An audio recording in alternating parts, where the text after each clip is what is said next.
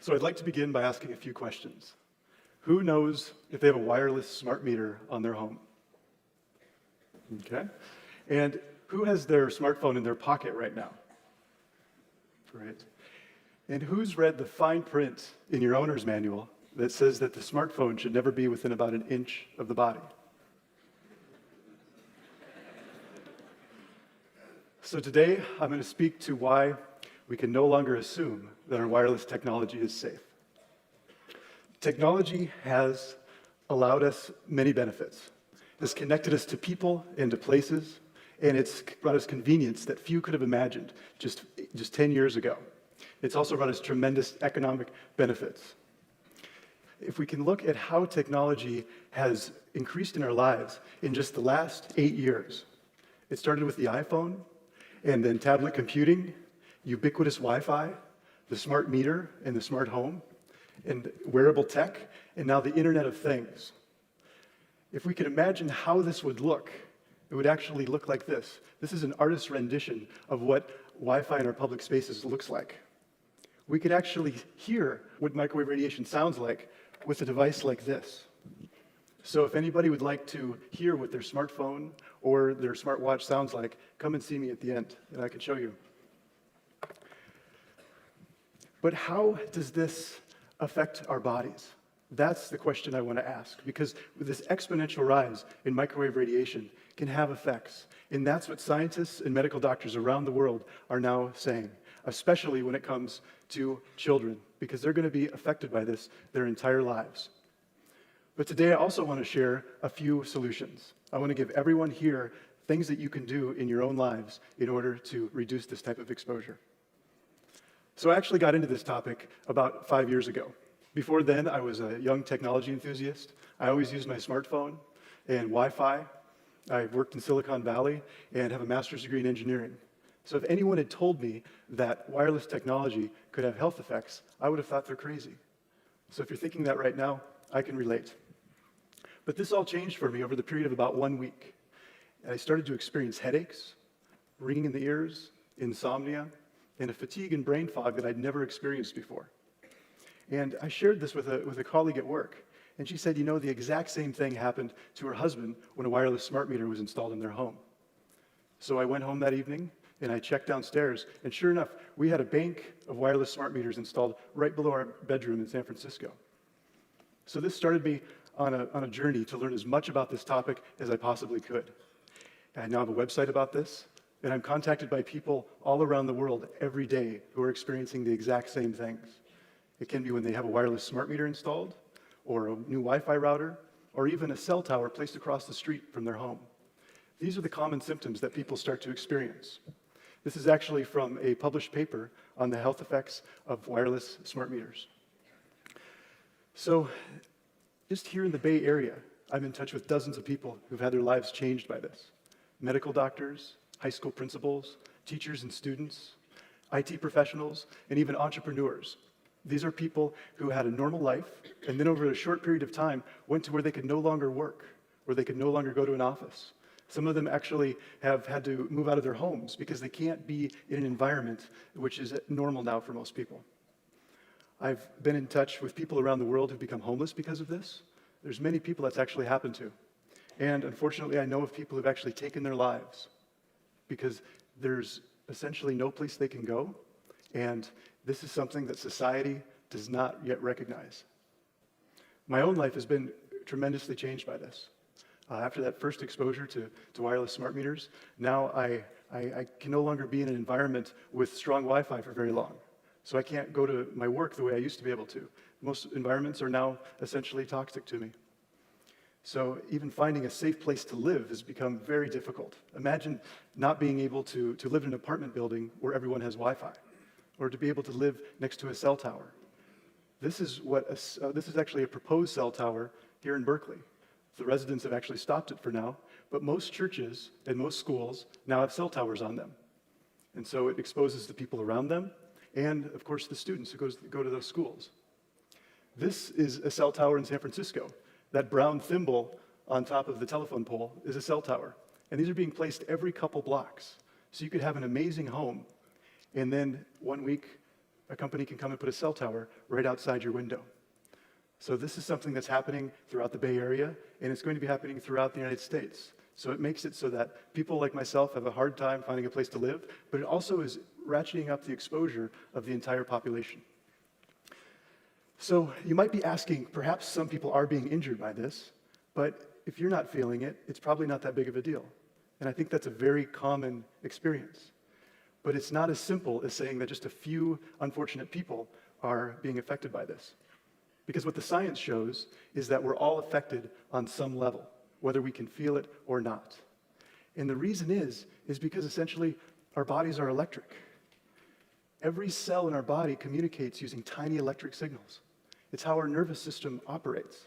So to think that we could put an exponential amount of microwave radiation into our environment and not feel effects is simply false. To illustrate this, I actually had many friends come to me when I started to experience this, and they would say, Jeromy, are you sure you aren't making this up in your head? And I thought this too, myself at the beginning. But then a year or two later, they would come to me and they'd say, you won't believe it, but now I'm feeling pain in my arm when I use my cell phone, or when I put it to the head, or when a new Wi-Fi router is installed. So this is something where when people have more of an exposure, more people are being affected. And it's not just headaches and insomnia. It's much more serious things, such as infertility, DNA damage, and eventually cancer. This is what the research is starting to show. And you don't have to take my word for it. I encourage you to start researching this for yourselves. If you simply Google EMF research, this is a screenshot of what you'll find. The World Health Organization is the first link there, and they actually in 2011 came out and said this wireless technology is possibly carcinogenic. Now there are scientists around the world that say that it's most likely carcinogenic. The third link there is actually my own website. It's there because the last 5 years I've gathered research from around the world that shows that we now have enough evidence to at least take precaution when it comes to this technology. So isn't this regulated? And this is one of the most interesting things I've found. The Federal Communications Commission is who is supposed to be regulating wireless technology. But if you look at the regulations, they're almost 20 years old. So that means our most advanced technology is using science that's at least 20 years old. But not only that, they're based on a concept which is nearly 50 years old, which says if microwave radiation does not heat us, then it can't possibly hurt us. But there's now hundreds of studies that show that this is false. So how is it that we have a regulatory body that's not protecting the public? Well, like many issues, like many public health issues in our country, you end up having industry influencing the regulatory body. And that's what's happening here. So you have a revolving door between the wireless lobby and the FCC Commission. So that's what's happening. Plus, the science is heavily influenced by industry funding. This is a study by Dr. Henry Lai. He looked at 326 studies based on the biological effects of cell phone radiation. He found that about half of the studies showed effects and half didn't. That's pretty normal for this type of research. But what he found that was interesting was that if you looked at who funded the studies, 70% of the independent studies showed effects, and only 32% of the industry-funded studies showed effects. So you see that there's an influence in money on this topic. Just like many other topics, tobacco is another one where essentially the industry funded science that was going to show their products were safe. So that's the bad news. And now I want to share some good news. And that is that there are solutions for this. We are going to have the industry start to create safer products, but there are ways that we can both protect ourselves and move industry forward. So one of the primary things we can do is to move towards fiber optics, because this is a way that we can make our homes safer, our businesses, and our schools. So fiber optics are safe, they're secure, and there's absolutely, they're one of the fastest things we can use. Another way we can go is to design products which are safer. So currently we have product designers and engineers working together, but we can bring in biophysicists and biologists to work together to create products that don't just emit right underneath the FCC regulations, but emit the least amount of any type of electromagnetic fields as possible.